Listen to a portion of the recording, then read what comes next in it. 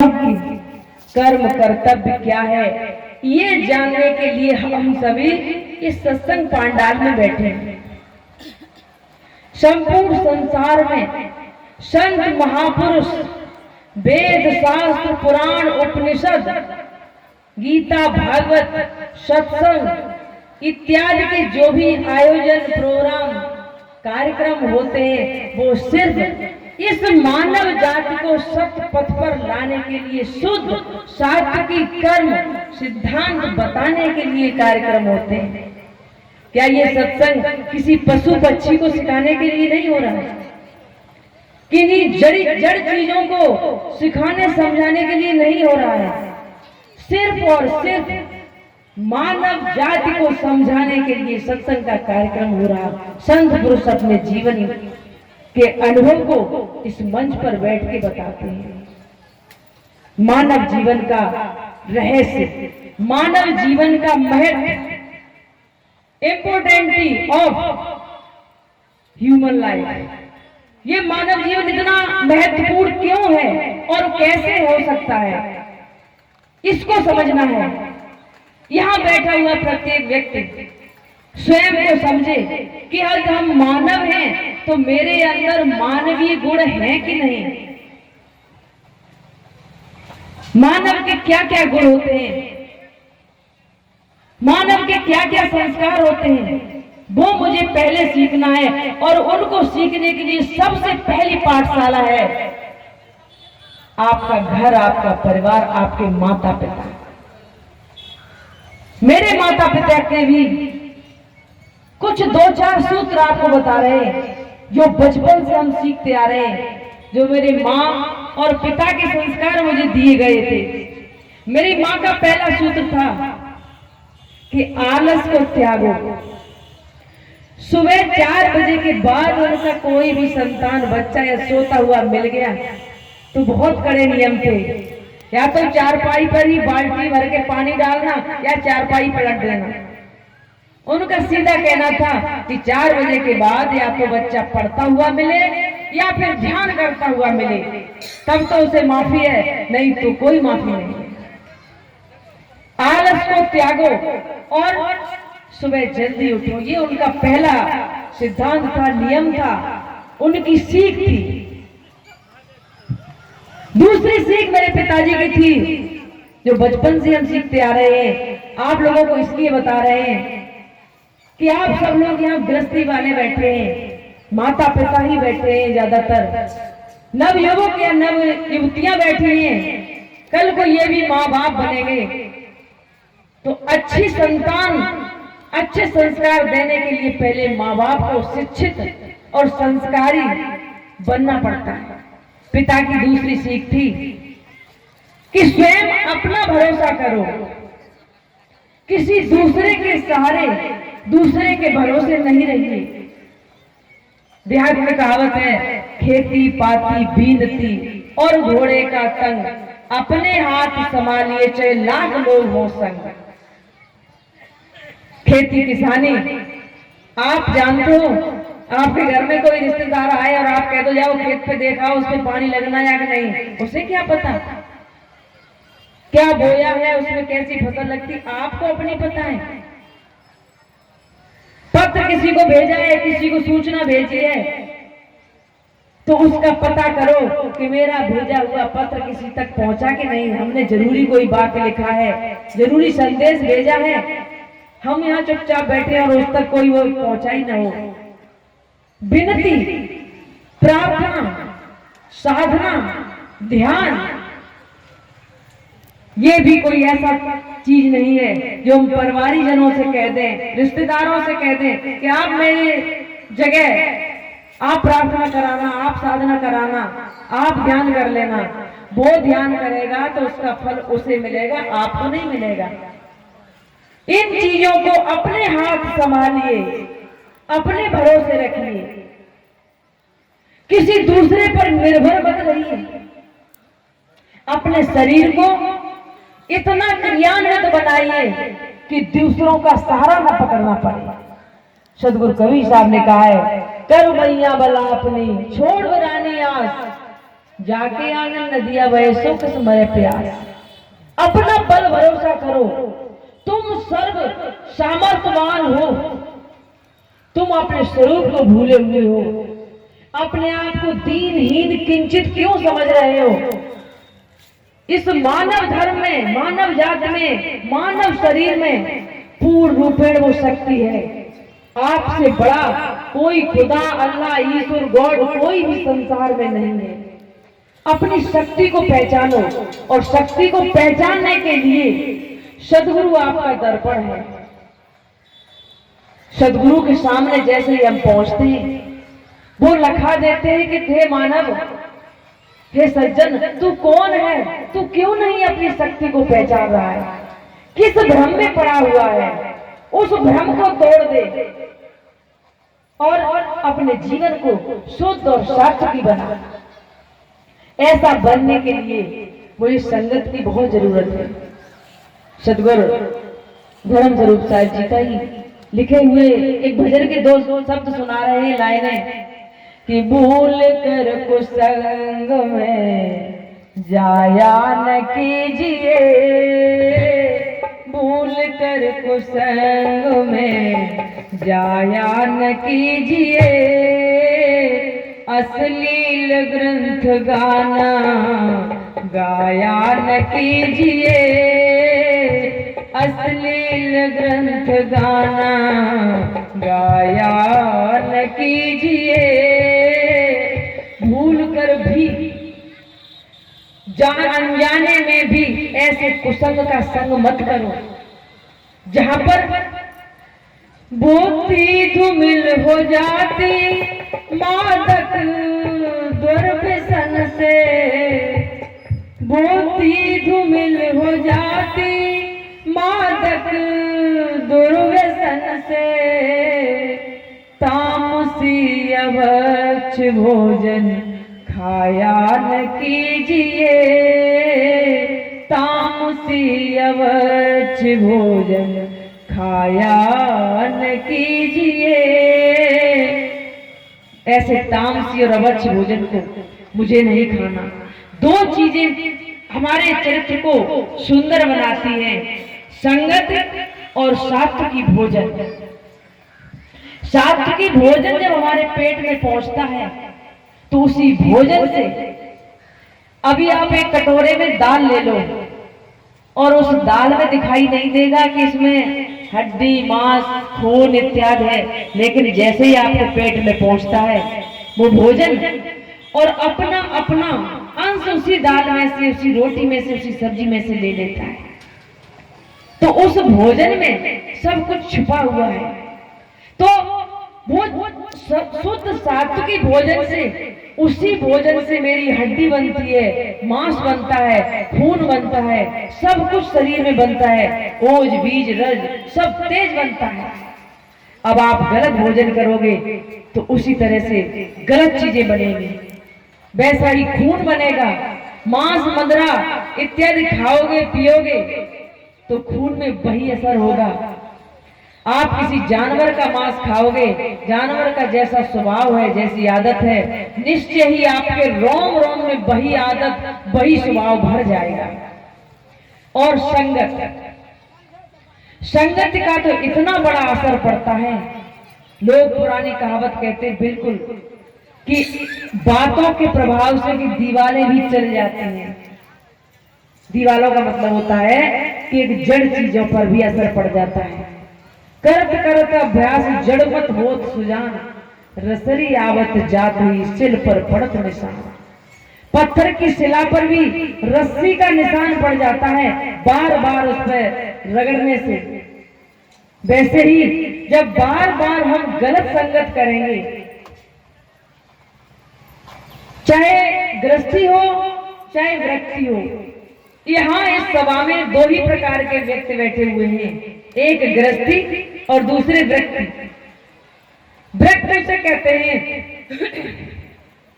क्या तो घर परिवार को त्याग कर विरक्त साधु हो गया है, उसे अब कोई सीमा में नहीं बंधा है, अब वो सबका हो गया है, पूरे गांव का हो गया, पूरे क्षेत्र का, प्रदेश का, देश का हो गया है। अब कोई अपने परिवार में नहीं बना, वो व्यक्ति विरक्त साधु होता है। एक ब्रह्मचारी, वो अपने ब्रह्मचर्य का पालन करते हुए विरक्ति की तरफ जाता है, और एक आप ग्रस्त है। तो हम जैसी संगत करते हैं, जिन लोगों के संग में रहते हैं, हमारी 5 तत्वों से 5 विषय निकले हैं, शब्द, स्पर्श, रूप, रस, गंध, और 5 विषय अपनी अपनी तरफ, 5 विषय हमारी 5 ज्ञान इंद्रियां ग्रहण करती हैं। नाक सूंघती है, कान सुनते हैं, आंख देखती है, जिह्वा स्वाद लेती है, त्वचा स्पर्श करती है। इस भक्त संत, ब्रह्मचारी संतों के लिए आवश्यक है कि मुझे इन 5 विषयों की संग से शुरुआत में अपने आप को बचाना है।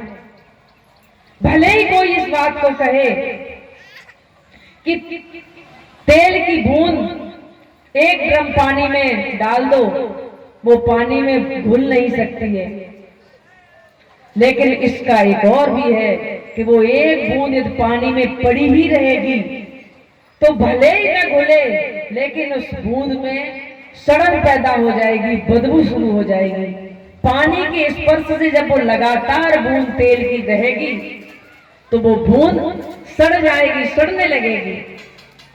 जब हम इंद्रियों के विषय में बराबर रहते हैं, साधु सन्यासी विरक्त संतों को अपने इन 5 विषयों से दूर रहना चाहिए। मुझे अश्लील चित्रों को, ढोला, नौटंकी, राग, तमाशे, सिनेमा इत्यादि देखने से बचना चाहिए। मुझे अपनी त्वचा से ऐसे कोमल, कठोर इत्यादि स्पर्शों से भी बचना चाहिए। जब बराबर इंद्रिय उस विषय में रहती है तो मन में विकार पैदा होना स्वाभाविक है, क्योंकि ये मन 5 ज्ञानेंद्रियों से ज्ञान प्राप्त करके और 5 कर्मेंद्रियों को आदेश करता है कि ऐसा करो। बसीभूत मन इंद्रियों के वो ही राह बताते हैं, गहरे दरिया में ले जाकर फिर उल्टी धार बहाती है। इंद्रियों का दमन करो तो मन पीछे रह जाता है, इंद्रियों के लगे तमाचा मन को सो दूर भग जाता है। समर्थ उसको कहते हैं जो इंद्रिय बस कर लेता है, ज्यों झपटबाज की लगती है पक्षी मुर्दा हो जाता है।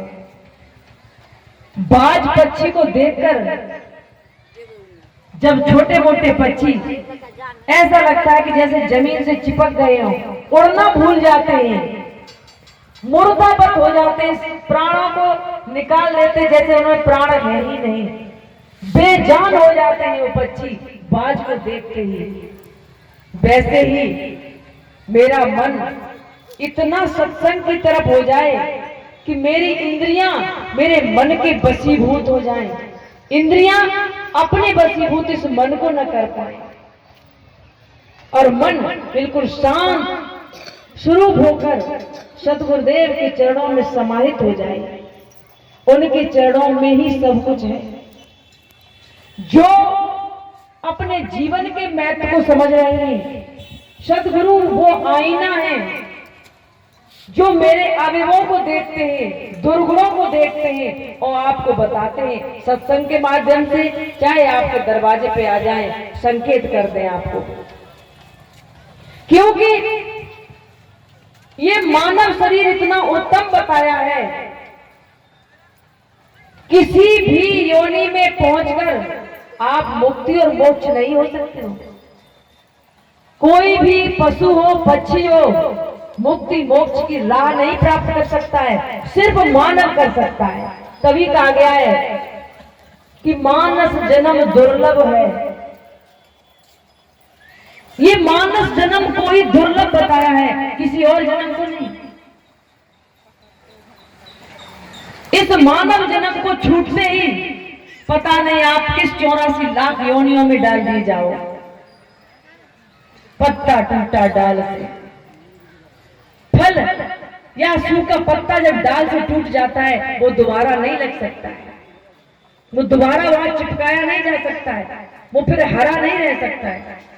ये मानव शरीर यदि बिगड़ गया, छूट गया, तो आप मुक्ति और मोक्ष की कभी जीवन में आस नहीं कर सकते। फिर 84 लाख योनियों में भ्रमणते हुए और पता नहीं कितने दिनों के बाद फिर नंबर आए। एक छोटा सा आपको उदाहरण सुना रहे हैं कि ये मानव शरीर रूपी वो टिकट है, जिस टिकट को लेने के बाद आपको उस 84 लाख योनियों की दीवार से बाहर निकलना ही है। एक गरीब किसान एक गांव में मेला लगा हुआ था और उसकी टिकट 400 रुपए की थी। 400 रुपए कैसे भी उसने इकट्ठे करके वो टिकट ले ली। टिकट के पीछे लिखा हुआ था कि इस मेले में कोई भी वस्तु आपको मिले आप बेझिझक ले सकते हो। और दूसरी लाइन लिखी थी, यदि घंटी बजा दी गई तो आपको उसी क्षण 1 सेकंड की देरी किए बगैर आपको इस मेले की 4 दीवारी से बाहर निकाल के फेंक दिया जाएगा। किसान ने सोचा कि ठीक है। अंदर गया तो देखा हीरे जवाहरात मोती, पता नहीं धन धान्य अन्न, जो चीज मिले उसकी पोटली बांधता जाए और लालसा बढ़ती जाए कि और इकट्ठा कर ले।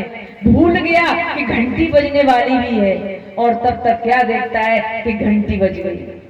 घंटी बजते ही 2 व्यक्तियों ने हाथ पकड़े और उस बाउंड्री से बाहर फेंक दिया। सारा माल धन उसी में रह गया। अब वो किसान बहुत पश्चाताप कर रहा है कि बड़ी मुश्किल से तो टिकट के पैसे इकट्ठे किए थे, टिकट प्राप्त की, इस बाजार में गए और खाली हाथ लौट आए, कुछ भी नहीं मिला। कुछ तो जेब में डाल लेते। कहने का मतलब है, ये उदाहरण आप लोगों के ऊपर है कि 84 लाख योनियों के बाद ये मानव शरीर मिलता है। मानव शरीर रूपी टिकट है और इसमें भी वो दोनों लाइनें लिखी हुई हैं कि इस संसार में अच्छा बुरा, पाप पुण्य, धर्म अधर्म, कर्म कुकर्म, जो मर्जी आए आप स्वतंत्र हो करने के लिए। आप कैसा इकट्ठा करते हो कि जो संग चले सो धन है, जो छूटे सो माया है। जो छूट जाएगी वो माया है। गो गोचर जहां लग मन जाई, सो सब माया जानो भाई। लेकिन हम क्या इकट्ठा करते हैं? जो छूटने वाला पदार्थ है वही हम जीवन भर इकट्ठा करते रहते हैं। मकान बनाते हैं, दुकान बनाते हैं, खेती खरीदते हैं, संतान पैदा करते हैं और उनके लिए अच्छी अच्छी सुविधाएं, गाड़ी घोड़ा इकट्ठा करते हैं।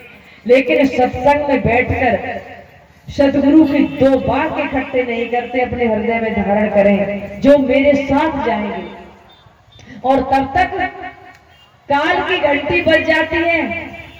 यदि काल की घंटी बजी, आप रोटी खा रहे हो, 1 गिलास आपके अंदर है, काल इंतजार नहीं करेगा कि चल भाई हम बैठे हैं तो पूरी भोजन कर ले तब ले चलेंगे। क्या करेगा? नहीं करेगा। आप रास्ते में जा रहे हो, काल इंतजार नहीं करेगा कि चल भाई तू अपने घर पे पहुंच जा तब हम तुझे लेके चलेंगे। रास्ते में हो, बाजार में हो, खेत में हो, भोजन कर रहे हो, नहा रहे हो, यदि काल की घंटी बज गई तो सेकंड भी नहीं लगेगी। आपको जाना पड़ेगा और जो इकट्ठा किया है वो सब यही छूट जाएगा। तो 3 चीजें हम बताएंगे जिनको आपको अपने साथ ले जाना है और उनको साथ ले जाने के लिए जरूर प्रयास करना और उसमें कुछ भी ज्यादा खर्च नहीं है। तन से सेवा, धन से दान और मन से ध्यान। इस तन को माता पिता, बड़े बुजुर्ग, गुरु की सेवा में लगा दो, नहीं तो 2 मुट्ठी राख में बदल जाएगा। आपके पास धन है, ये मत सोचो कि 1 लाख रुपए आ जाए तब गुरु जी को हम 10,000 देंगे। 1 लाख में 10,000 दिए, 10% हुआ, तो क्यों नहीं 100 रुपए में से ही 10 रुपए दे दो, 10% तो तब भी हुआ। क्यों नहीं 10 रुपए में से 1 रुपए दे दो, वो भी तो 10% ही हुआ।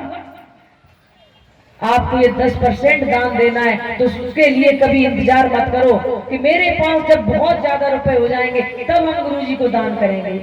जो है, जो तुम्हारे पास है, जो तुमने इकट्ठा किया है, उसी में से दान कर लो। वो दान आपके ही काम आएगा, जहां जाओगे आपको ही मिल जाएगा। तन से सेवा, धन से दान और मन से ध्यान। इस मन को गुरुदेव के चरणों में लगा दो, नतमस्तक हो जाओ, आत्म समर्पित कर दो। मन को बिल्कुल भी इधर उधर कहीं नहीं मत ले जाओ। तो इन 3 चीजों को याद करते हुए अपने जीवन को शुद्ध और सात्विकी बनाते हुए जीवन की सार्थकता समझो, मानव जीवन का लाभ लो। मैं अपनी वाणी को इन्हीं शब्दों के साथ विराम देते। बोलिए सतगुरु कबीर साहब।